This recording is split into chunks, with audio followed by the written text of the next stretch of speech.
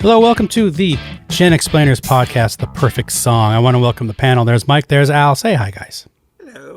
Hello. And today we're going to look at a song that I'm bringing a song to the mix this episode. It is Natural's Not In It by Gang of Four. So Gang of Four are sort of the pioneer, prototypical post-punk band.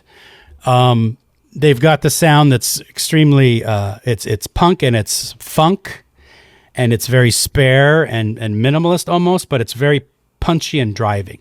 I love their sound, and I think this album, it comes from Entertainment. It's a top album for me, and it's a debut, and it's fantastic. Came out in September of 1979, and their lyrical content is extremely political, usually, often critical of capitalism. And this particular song is very much about a criticism of the commodification of love and sex and things that shouldn't be commodified but are. And that's sort of their angle. And all these things I've mentioned about them are things that I love about bands and about things.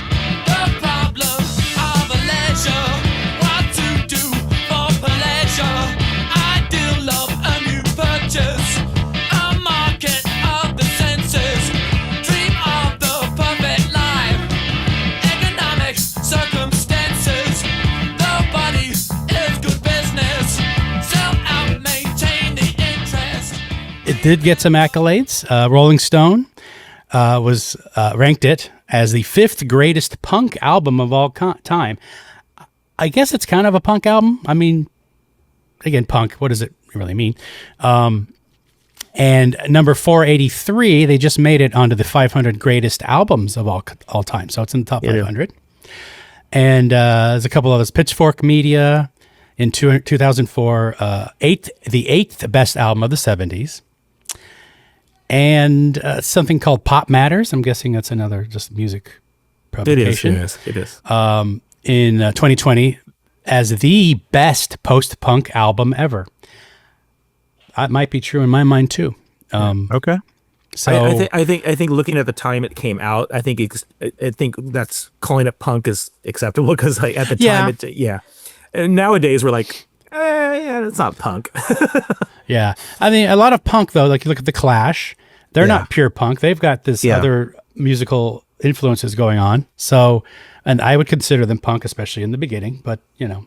I mean, and Blondie was considered a punk band at the time, too. You know, punk is a state of mind. It's not a defined genre.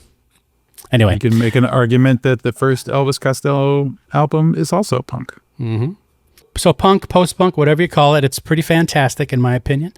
And again, another sort of thing that ties into today, the bassist on this track, Dave Allen, passed away April 5th of this year. So tribute to him, rest in peace. And Dave Allen, just this is a total side note, maybe we'll talk about this another time, formed a band called Shriekback with Barry Andrews of XTC, and that's a band that not a lot of people know that I really like. And I know we're going to do some XTC songs. I'm going to bring it at some point. I don't know if I'm going to bring a Shriekback song, but who knows? We could. Maybe. You like it so much because your spine is the bass line. Yes, that's the main reason. Anyway, sidetrack, Gang of Four. So just a quick history of it. I probably heard it a little bit after it actually came out. Likely just on some college radio station. It might have been from a later album. I might have heard like something, I Love a Man in a Uniform or something first. I'm not positive. I mean, if I did hear this song or this album, I didn't really know what was going on. I didn't know who it was and what it was. I might have enjoyed it. But I know that I got into Gang of Four a little bit later, a couple albums later. And then when I did discover these older tracks, I'm like, whoa, this is fantastic.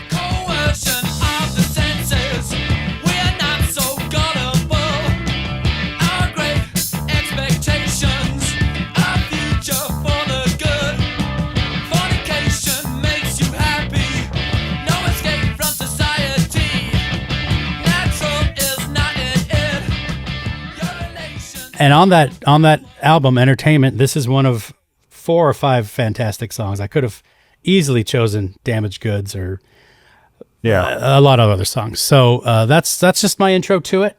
How about you guys? What do you think about this song? What do you remember about it?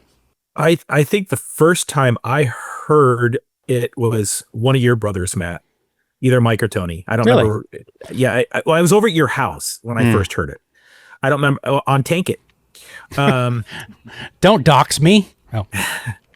I don't remember if it was your brother or you playing it. I just remember that was the first I heard it, and I'm just like, that sounds really cool. You know what? I just thought I've mentioned this movie before. There was a movie called Erga Music War, and I think maybe Gang of Four was one of the bands. It was a concert film. Mm-hmm. That might have been the first time I ever heard the band. And that was like 83 or something. Anyway, okay. 82.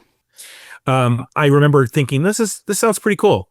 And that's about all I can remember about that. And then later on is when I really discovered more of what their whole album sounded like.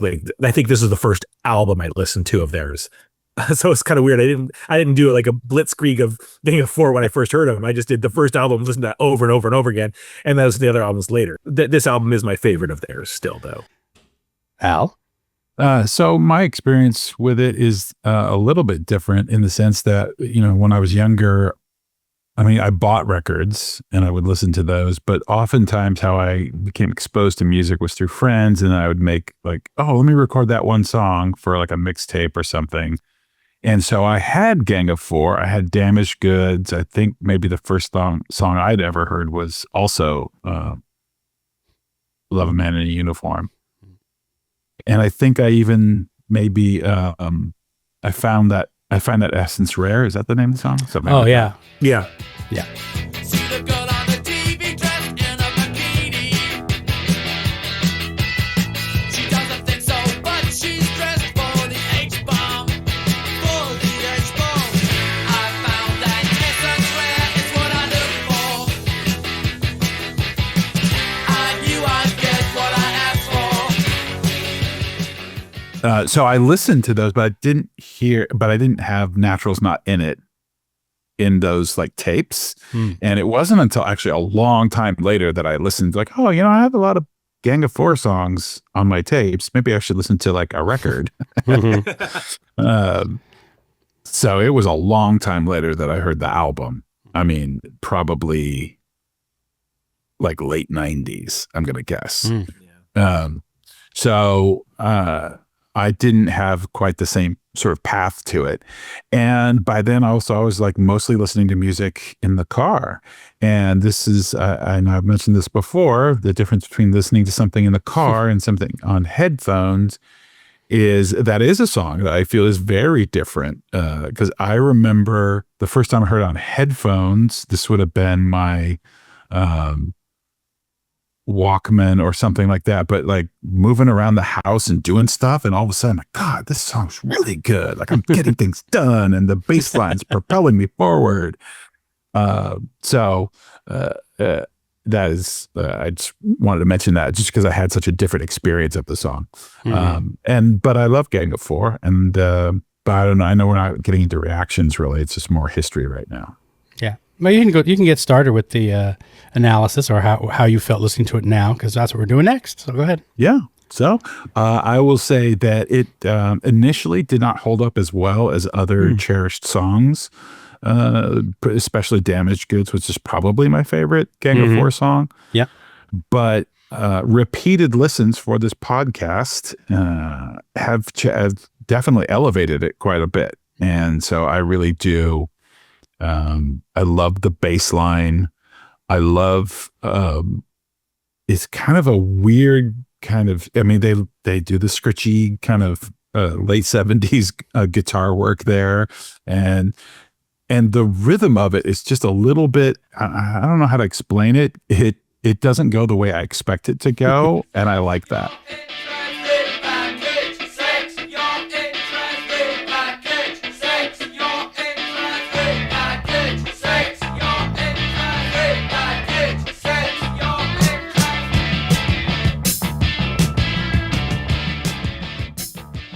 How about you, Mike? Listening to it now.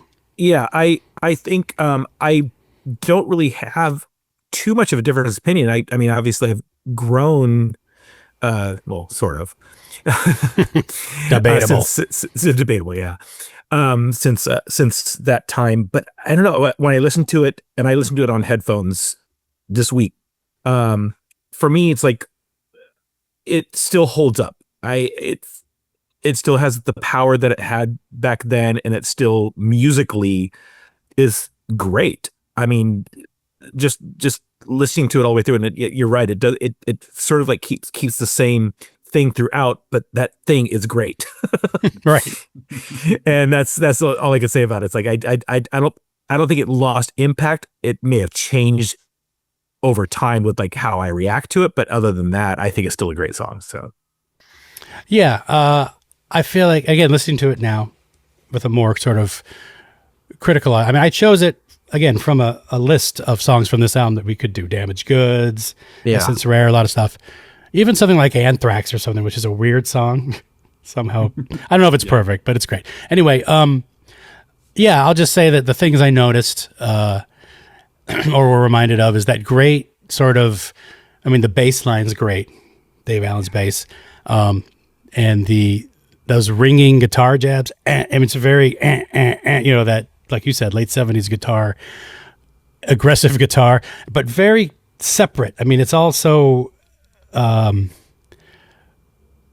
trying to think of like an analogy of how this sounds to me, but it's like a sort of, not empty, but like there's holes in it, but it's angular and hard and it's rolling down a hill. And the drums are, like you said, they're very distinct and they're very kind of an interesting pattern and rhythm. You know, and there's like these little, you know, things in it. The rhythm section, bass drum is awesome. And the guitar is awesome. I just love the style.